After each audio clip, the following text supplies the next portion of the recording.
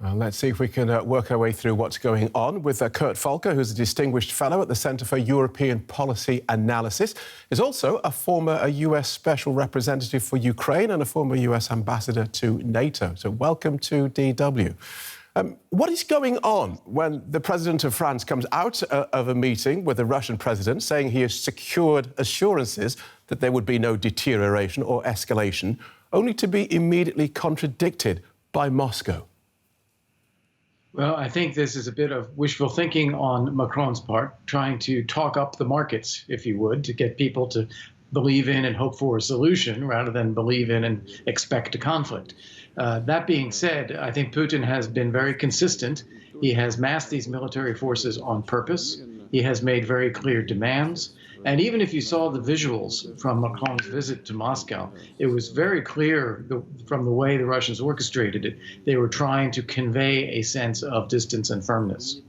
Right. And President Macron has come out of today's meeting with the leaders of Germany and Poland saying that concrete, practical solutions are possible. So what are they likely to look like? And is President Putin interested in hearing from anyone who's not Joe Biden? Right. So concrete, practical solutions are possible if Russia chooses to do them. The Minsk Agreements, as was just mentioned in your report, have been on the table for years, and Russia has never implemented them.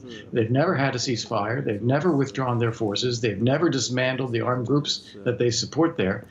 So it is really, always been out there that there are practical steps the Russians could take. They're just not doing it, and instead they've escalated.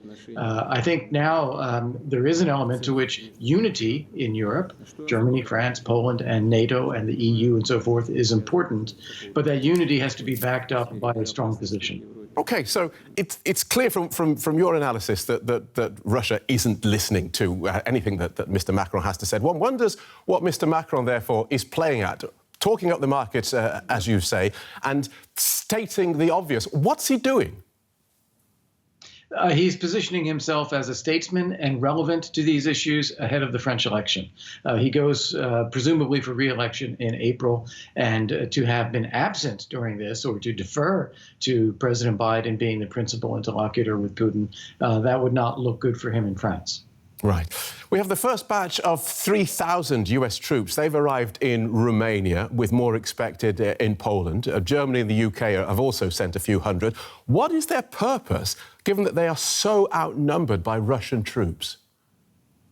Well, it's not about the numbers. It's about where they are. They're going to NATO allies in the East. So Russia is not threatening NATO allies in the East. Russia is threatening Ukraine. So the question should be, why are they going other places, and what are we doing to help Ukraine? Now, in terms of numbers, this is meant to be a symbolic show of resolve that the NATO is united and it will defend its members if attacked. For Ukraine, we've provided arms and training, but we're not providing any direct forces. Nobody is. And the Ukrainians, however, have a very large and capable military, and I think can at least make this difficult for Russia, if indeed Russia chooses to invade. I do think, in addition to these reinforcements in Central and Eastern Europe, we should be increasing our armed support for Ukraine. That's very clear. Thank you so much for joining us, Kurt Volker, from the Centre for European Policy Analysis. Thank you.